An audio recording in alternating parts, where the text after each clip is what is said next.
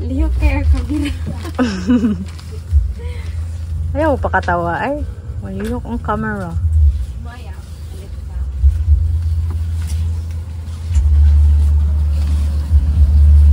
Hirot ako ang isa ka pa sa duha ka. So, Hi. Shout out.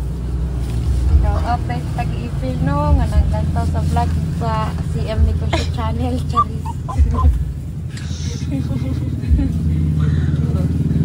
You know, please don't forget to like, share, and subscribe. Nagulan ako.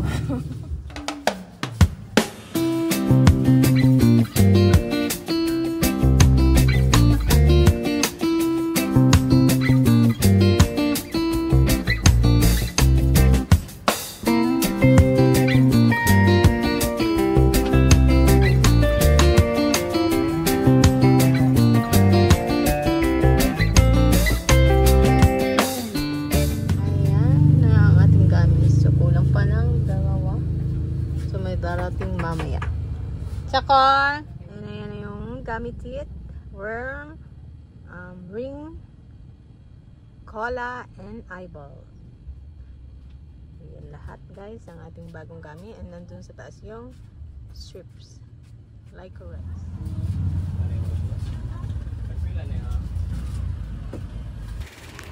Hi guys! Hi mga kasari. Magsisimula na tayo sa ating pagre-repack nitong ating gami. So naglaan ako nitong para sa sugar at para sa non-sugar. And may pouch tayong binili. Galing din sa Shopee mga kasari.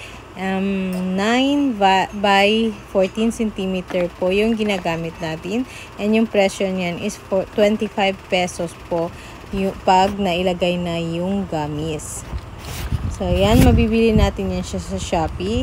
Lalagay ko lang sa description box yung link. So, meron din tayong assorted na sugar lahat and sa non-sugar. So, ito talaga ay hindi pwedeng mawala sa tindahan ko dahil isa to sa pinakapatok sa sari-sari store ko. And hinahanap-hanap to parati ng mga estudyante dahil malapit tayo sa paaralan ng high school at elementary. Kahit na yung mga parents din ng mga bata guys ay nahihilig na rin kumain nitong gamis. So, itong gamis na to ay masarap. Meron din tayong licorice. May mga matatamis, may mga sour din.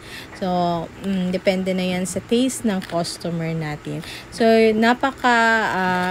para sa akin is laking tulong nito sa aking sari-sari store dahil pag pumupunta dito yung customer natin, hindi lang gami yung nabibili nila. And kung may naiisip silang bilhin sa tindahan, nasasali na rin yung ibang produkto. So, ayan, ipapakita ko sa inyo. May pop sticker din pala ako. Thank you. So, meron din akong customized na nakapangalan sa anak ko na Chloe Sweet Saya. So, dito pa lang sa tindahan, guys, ay hindi ko na masyadong nahabol yung paggawa nito dahil sobrang bilis ngang maubos nitong ating gami. So, nagre-repack din tayo ng 5 pesos, 10 pesos.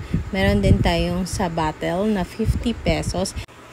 Very affordable po yung presyo natin dahil gusto natin patok sa masa para mabilis yung ikot ng puhunan natin mga kasari.